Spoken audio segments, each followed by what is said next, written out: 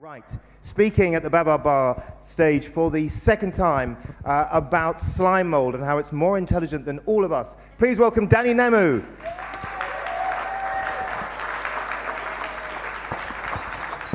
Hello, everybody. Networked intelligence in nature, how slime molds are cleverer than you. I really like slime molds. My name is Danny. My daughters were teasing me today. They were saying, look at you, you're wearing your slime mold t-shirt. I went to a party 2 weekends ago and things got a bit out of hand and I ended up getting a slime mold tattoo. They're really, really clever. I'm into intelligence and this has got some real intelligence. Anyway, so this is my daughter, Slime and Mould. Slime mold. Slime mold is a single-celled organism. It's too small to see without a microscope. And they're amoeba, they're protists, they're really old. And they generally wander around like us, looking for food. But when they have to, they come together and they have these kind of collective behaviors, which I think we have a lot to learn from.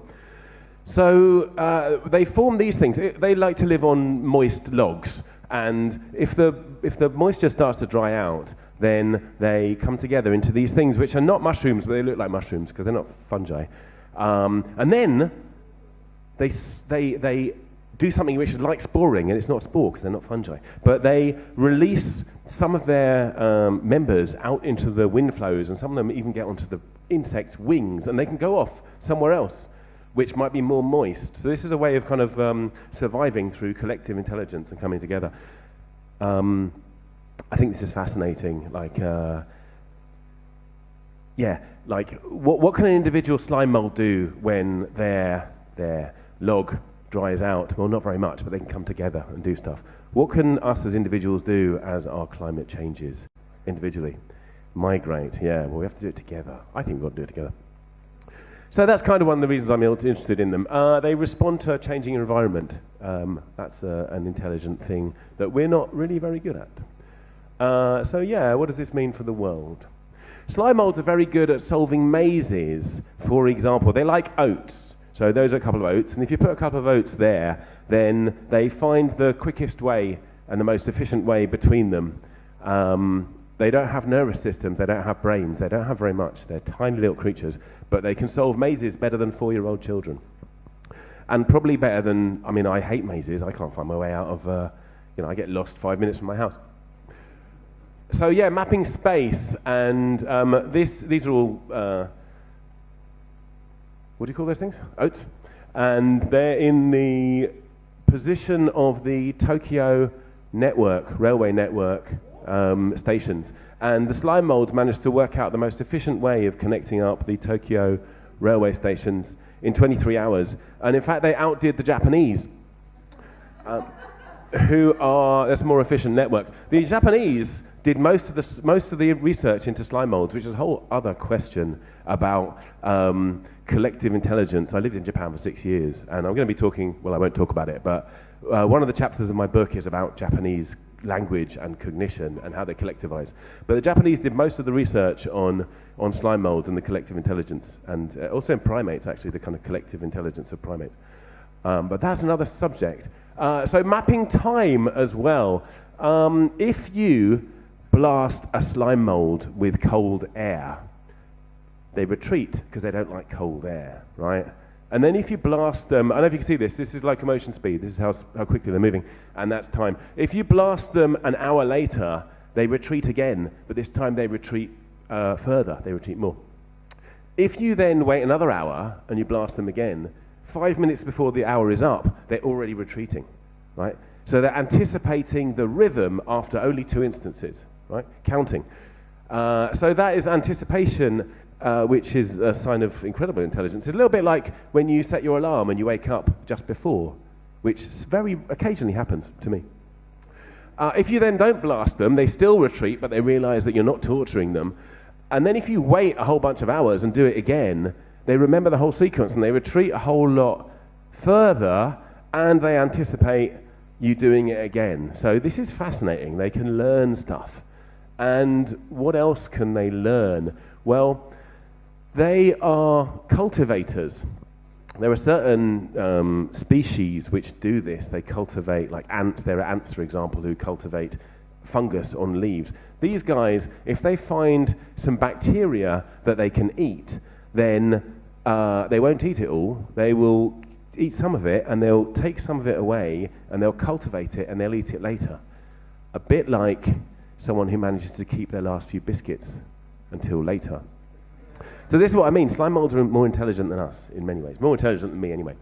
Salt. Slime molds also learn. They, if you make a salt bridge between slime molds and food, then slime molds don't like salt. In fact, most protists, most cells that can move will move away from salt because it drives them out. But these guys will cross over a salt bridge to get to food, and if they learn that salt bridges sometimes have food on the other side of them, then those particular individuals who've encountered that situation will remember that, and then if you present them again with a situation, so this is a colony which hasn't been exposed to this whole situation, this one has, this one hasn't, so it knows to cross a salt bridge, which I find absolutely amazing. You can dry these guys out. In fact, one of the things I like about slime molds is they're a highly intelligent species that you can keep in a jar without getting into trouble. And I took some to Belgium with me recently, and I just completely forgot about them, and they died. And I don't really feel guilty about that, even though they're cleverer in some ways than a 4-year-old child. But anyway, if you dry them out properly, then they form what's called a sclerotium.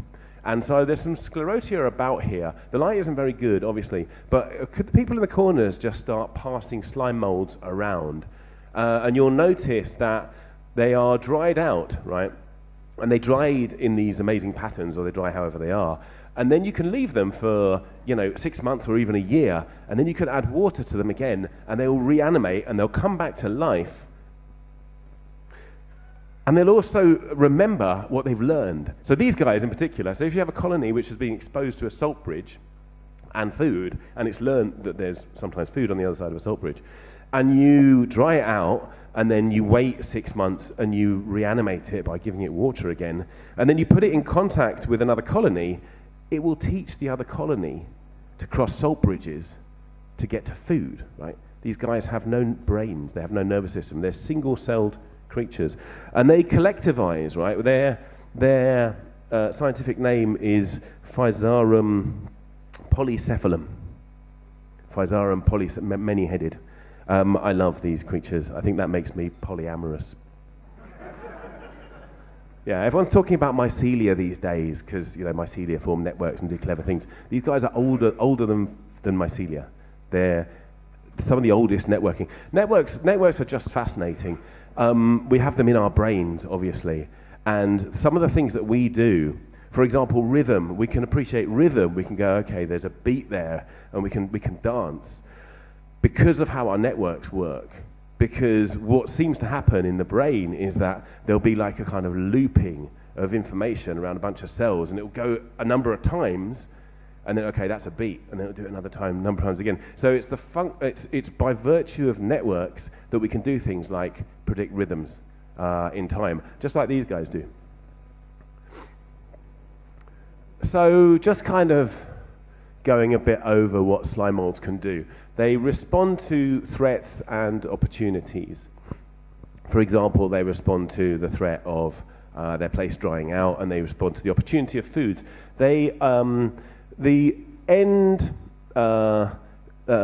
exploratory amoeba at the end, they're going around and they're autonomous, they're individual creatures, but then they start passing information back to the center, which makes them, I think, a really good model for how we can run our own lives and our own organizations, which I'm actually going to get to in a minute. But they respond to opportunities as well. They go around looking for food, for example, and they spread out, and then if they find some over here, they all kind of squeeze up together, and they go and eat their thing. Redistribution of resources and information is another thing they're very good at. Perceiving rhythms in time and predicting the future. Solving problems, guiding individuals into harmonious interaction with the whole. That'd be a useful thing for us to learn as well. Why do they do this? It is survival strategy. It makes the collective resilient. How do they do it? They plug into a network and become a superorganism. So I want to think a little bit about what this means for us as humans. What can we learn from these guys about merging our individuality without losing our autonomy and intelligence? I don't know if I've got time to talk about shamanism. Someone asked me in the... Yeah, I think maybe I do. Someone asked me in the break about ayahuasca. So why not? Last time I was here, by the way, I was doing a talk on drugs in the Bible, and I passed out resin, myrrh, frankincense, and stuff to eat. Right? Don't eat the slime mold. Right? If you can lick it a little bit, it might come back to life. Apparently, in ancient China, they did actually eat slime mold, but I've never done it myself. I've eaten my SCOBY, which is another kind of collective intelligent organization. My flatmate, my SCOBY, it makes kombucha with me. Anyway, I digress. Shamanism. So, yeah, I will talk about it briefly. The shaman's job in its tribe, in his or her tribe, is to respond to threats and opportunities. That's what they do. If there's an illness, the shaman cures it in their tribe. If there are other tribes which are about to attack, the shaman is meant to know about that. He's meant to do his or her divination, take his plants. One of the jobs of shamans was military divination. Also finding food. There are whole tribes where the only thing that a shaman will do is to, or the only thing they use ayahuasca for is to make contracts with spirit animals, and they'll say, right, tomorrow you can go and hunt for 4 of us here by the river. And then tomorrow they'll go and hunt for them. Redistribution of resources and information, right? So we talked about with slime molds. It's something which happens in the shamanic practice in traditional tribes. Perceiving rhythms in time and predicting the future. Yeah, like when is it a good time to plant? When is it a good time to attack? When is it a good time to retreat? All those kind of things that, any kind of advisor, a kind of magical advisor. John Dee would be another example, the guy who advised the Queen on how to deal with the Spanish Armada. And solving problems, guiding individuals to collective harmony. So in the ayahuasca world, in the Amazon, you have shamans and you have brujos, you have witches. And the difference is that brujos will help someone to get what they want to the detriment of other people. Whereas someone who's doing the good work of a shaman will get what they want, will help people to get what they want, with everybody else also getting what they want or not damaging other people. How do they do it? They plug into a network of spirits and become a superorganism. Does that make clear the connection between shamans? Yeah. So if you want to hear about all the drug stuff, all the shamanism stuff, all the ayahuasca stuff, that's on there, dannynemu.com. That's my website. But I didn't want to talk about that. I want to talk about what we can learn about this. So I did spend some time in the Amazon. I spent some time, a lot of time with ayahuasca, every day for 5 months, in fact. And I came out of the jungle. I got very ill in the jungle. I came out of the jungle with a profound love of nature and the trees and stuff. And the result of that was I started an NGO. I started a reforestation NGO. And the NGO that I founded and direct is based on, it's inspired by, and it is modeled on collective intelligence in nature, mycelia and slime molds in particular. So just running over what slime molds do, they respond to threats and opportunities, redistribute resources and information.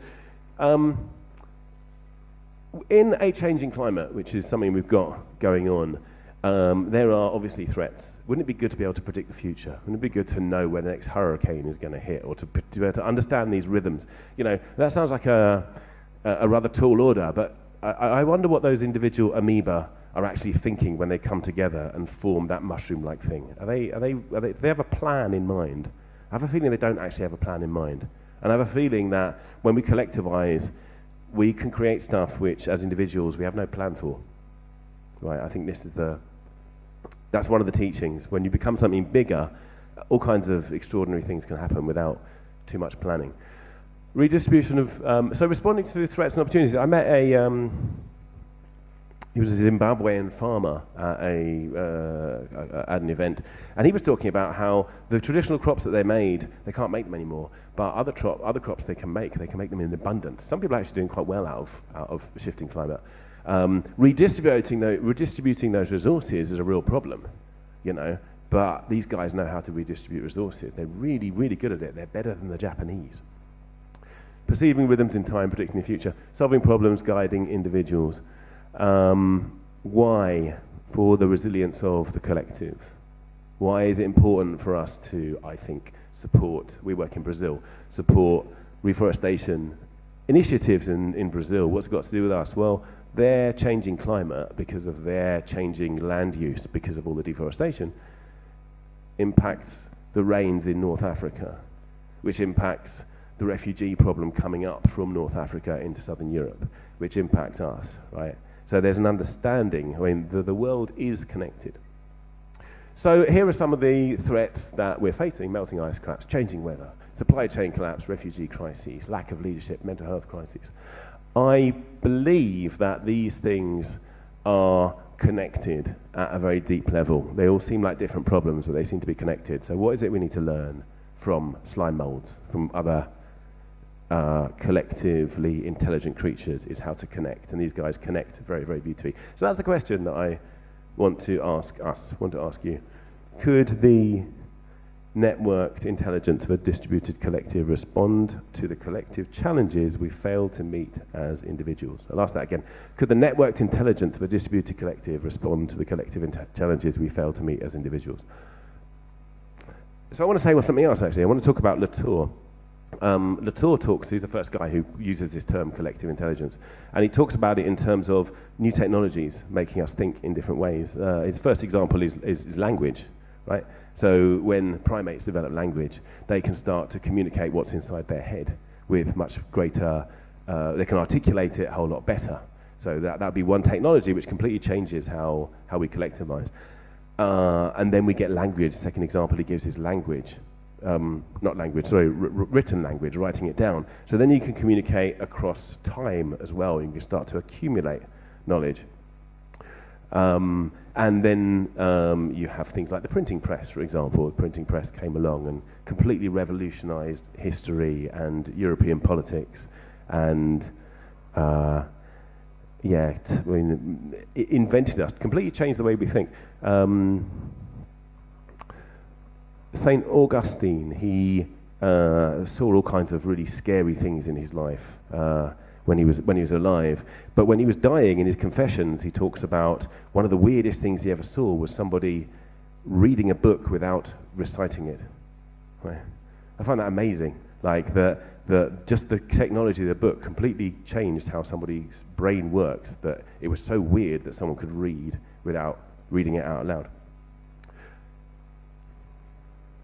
So that is the organization which I run.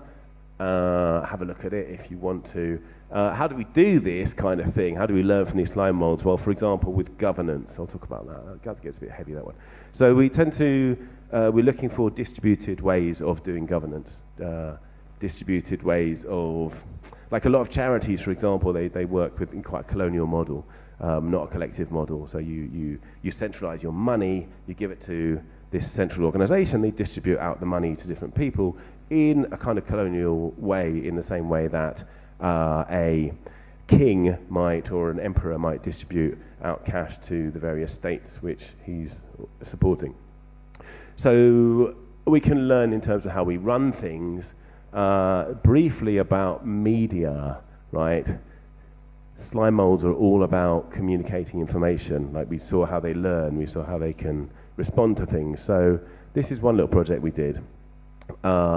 It was using music and art in order to tell the story of violin bows, right? Violin bows are made of a particular tree. It's called Brazil wood, and it's going extinct, basically. It's got like 15 or 20 years before this tree goes extinct. And I'm sure, like all of you, have heard all kinds of stories about deforestation and the Amazon burning and stuff like that. That's not information that I want to transmit.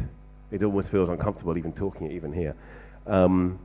So we found that working with art, and one of the projects we did, for example, was a song by a indigenous leader telling the story of, telling the history of their culture, and particularly around the rubber boom.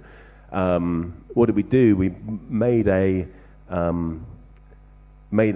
production of this song with 2 London orchestras and filmed it in this beautiful church with images of monkeys leaping from tree to tree and stuff like that. The result of that is we got it on Classic FM into different communities. So this is kind of what I'm getting at. If there's a way to communicate across boundaries, communicate into different areas and communicate information, which is better than what we're doing at the moment, I believe it's through art, it's through music, and it's through story. So yeah, we got on Classic FM, we got on Radio 3, all the rest. Again, talking about redistributing resources and information, responding to threats and opportunities, solving problems in a collective and harmonious manner, and guiding individuals towards harmony. So check that out if you like. What was the last thing I wanted to talk about? Just other ways of us working together in a autonomous but connected and egalitarian way, which we can learn from unicellular creatures that know how to connect. So there's that question again. Could the networked intelligence of a distributed collective respond to the collective challenges we fail to meet as individuals? Can we be as clever as slime molds? Thanks very much. Thank you, Danny. No, safe. Danny Nemu, thank you very much. So.